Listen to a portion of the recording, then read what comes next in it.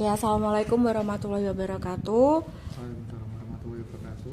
Saya Nandini Regita Dwi Jayanti, NIM 858930188. Di sini saya dengan supervisor saya, Pak Denny, akan berdiskusi tentang jurnal dialogis reflektif. Oke, gimana kabarnya Pak Denny? Alhamdulillah Siap, sehat. baik.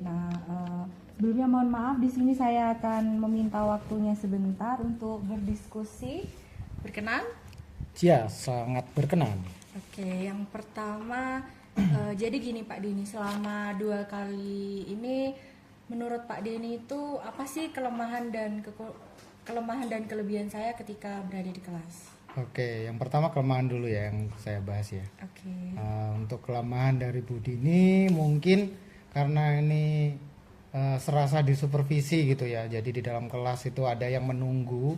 Jadi sebenarnya beliau itu cakap untuk mengajarnya sudah bagus, tapi karena ada yang menunggu di dalam kelas sehingga dia merasa grogi. Nah, grogi ini harus bisa dihilangkan. Karena itu nanti akan berpengaruh terhadap performa Budini ketika mengajar di dalam kelas.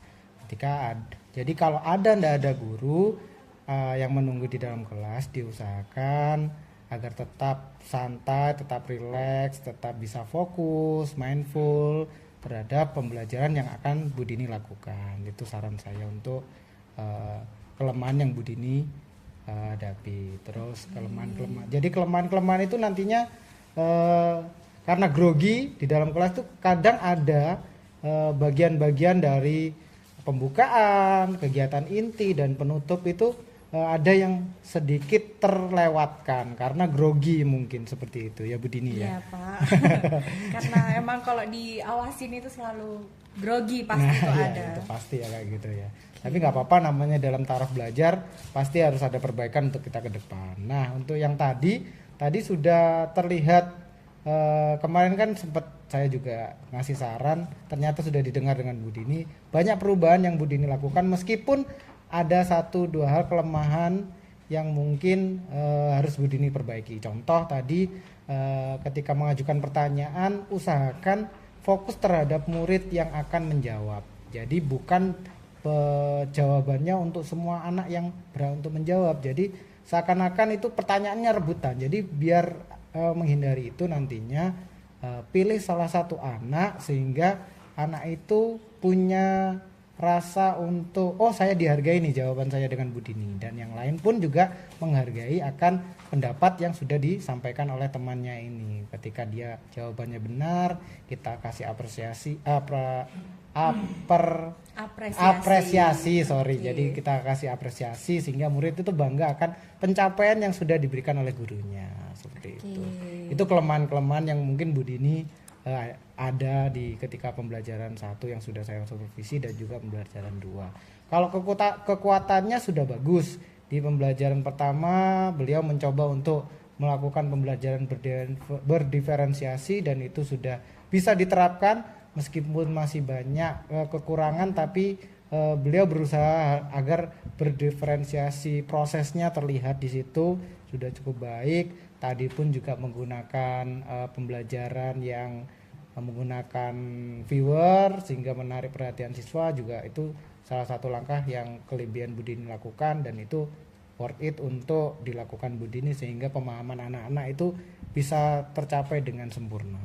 Seperti itu Budini. Oke, ada lagi Pak Denny? Udah cukup kayaknya itu aja. Iya, tadi kan Pak Denny bilang tuh kalau saya tuh ketika di kelas grogi. Nah, menurut Pak Denny ini gimana sih biar saya itu di kelas nggak grogi? Oke. Terutama ketika ada yang mengawasi. Oke, siap. Nah, itu memang terkadang jam terbang pun juga mempengaruhi ya Budini ya. Iya. Ketika ada yang supervisi di dalam kelas, tingkat ketenangan itu kadang perlu kita dapatkan.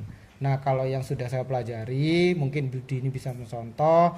Sebelum pelajaran atau pembelajaran kita mulai, Budini tenangkan pikiran dulu, fokus pada apa yang sudah ingin dan akan dilakukan oleh Budini menggunakan teknik stop. Jadi teknik stop itu berhenti sejenak dan merilekskan segala sesuatu dan menenangkan pikiran sehingga ketika akan melakukan sesuatu nantinya jauh lebih baik. Seperti itu. Terus Pak Denny, saya mau nanya nih, Iya. kan di kelas itu pasti kayak ada anak yang kurang fokus atau dia asik sendiri. Nah, itu ketika dulu nih Pak Denny kalau menghadapi siswa yang seperti itu, cara yang Pak Denny lakukan seperti apa? Biasanya saya menggunakan ice breaking untuk biar anak-anak bisa lebih fokus lagi. Kadang menyapa anak-anak dengan hai, halo, itu pun juga bisa memfokuskan anak-anak terhadap atau memfokuskan perhatian mereka terhadap kita. Jadi bisa lebih maksimal lagi. Jadi anak-anak yang tidak fokus bisa fokus pada kita. Jadi seperti itu mungkin yang bisa saya contohkan ke Budini. Kemudian motivasi yang mau Pak Denny berikan ke saya agar saya itu nantinya terus melakukan kegiatan di kelas mengajar lebih baik itu apa, Pak? Motivasi ya Budini. Iya, Kalau motivasi mungkin jangan berpuas diri terhadap pencapaian yang sudah Budini lakukan. Terus berbenah, terus memperbaiki apa yang kurang di diri Budini, jadi pendengar yang baik dan jadi orang yang jangan jangan karena dikritik mungkin ya Bu Dini ya. Iya. Mungkin kemarin saya sempat banyak bilang ke Bu Dini untuk apa yang perlu diperbaiki. Itu jangan jadikan itu sebagai apa sih orang ini kok ngomongin kayak yang sudah bener aja, jangan, tapi ambil ilmunya, ambil berkahnya dari situ agar bisa diterapkan ketika Bu Dini nantinya pembelajaran di berikutnya, dan itu pun bisa menjadi kekuatan untuk nantinya Bu Dini melakukan pembelajaran menjadi jauh lebih baik lagi di kemudian hari. Selain itu mungkin banyak browsing ya mungkin ya Bu Dini. Sekarang kan banyak untuk pembelajaran yang mungkin melibatkan murid dan murid aktif di situ tanpa harus kita banyak menjelaskan, itu juga penting. Seperti itu. Gitu. Ya. Terus gini Pak Denny, kalau misal nih ketika sedang berdiskusi kemudian anak ini tuh kayak ketika ditanya itu paham-paham, tetapi pada kenyataannya mereka itu masih nggak paham. Nah itu apa yang harus saya lakukan? Oke. Jadi menghadapi anak yang mungkin kalau ditanya paham gitu. oke. Tetapi Banyak memang yang seperti itu ya. Masih banyak sekali. Nah itu jadi gimana sih cara ngatasi ketika mendapatkan siswa yang seperti itu? Oke, kalau saya tuh lihat sorot matanya sudah kelihatan Bu Dini. Nah, jadi lihat sorot matanya anak, kalau anak itu paham, sorot matanya kelihatan. Itu ciri-ciri fisiknya ya Bu Dini ya. Kalau secara overall mungkin Bu Dini mungkin sudah tahu nih muridnya Bu Dini yang potensial dan gampang untuk mencerna pembelajaran tuh Bu Dini kan sudah tahu. Karena Bu Dini sudah melaksanakan asesmen, mungkin asesmen diagnostik di awal, sudah tahu ini karakternya anak yang gampang untuk menerima pembelajaran, ini karakter anak yang sulit menerima pembelajaran. Nah, dari situ mungkin Bu Dini juga bisa meniteni atau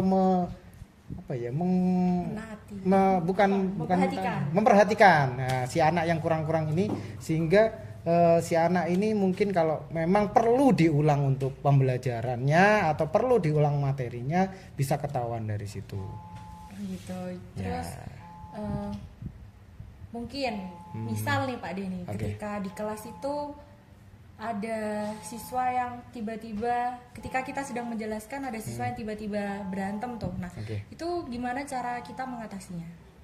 Ketika pembelajaran tiba-tiba berantem. Kan pasti kalau kita menjelaskan nulis ke papan tuh. Nah, pasti di belakang tuh kan ada aja anak-anak yang usil. Akhirnya dari usil itu yang menimbulkan sebuah pertengkaran. Oke, siap. Jadi dari situ perlu yang namanya kesepakatan kelas Bu Dini.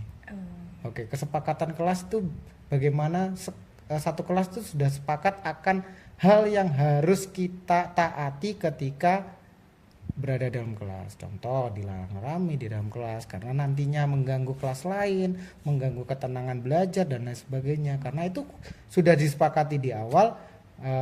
Karena kesepakatan itu karena mereka sudah tahu kalau kita tidak melaksanakan kesepakatan itu maka efeknya akan berbagai macam, sehingga anak-anak punya kesadaran diri untuk yang namanya taat kepada peraturan kelas, kesepakatan kelas yang sudah kita buat.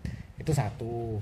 Mungkin kalau ada sudah terlanjur nih anaknya memang sangat bandel. Nah, itu mungkin kita bisa kalau saya itu dulu pernah seperti itu, saya sendirikan tempat duduknya. Oh, jadi dipisah. Saya pisah, saya lebih dekatkan itu kepada meja saya sehingga si anak ini lebih bisa fokus terhadap diri saya. Nah, itu cara yang mungkin nantinya bisa Bu Dini terapkan. Nah, jadi kesimpulannya itu di awal ada kesepakatan kelas ya, Pak Dini, dan tentunya kelas. itu kerjasama yang baik antara guru dan peserta didiknya. Oke, untuk kali ini cukup sekian Pak Deni. Terima kasih atas waktunya. Sampai sama-sama, bertemu Bu Dini. lagi di pembelajaran saya berikutnya. Semoga Pak Deni sehat selalu. Amin. Terima kasih juga Bu Dini. Terima kasih. Wassalamualaikum warahmatullahi wabarakatuh. Waalaikumsalam warahmatullahi wabarakatuh.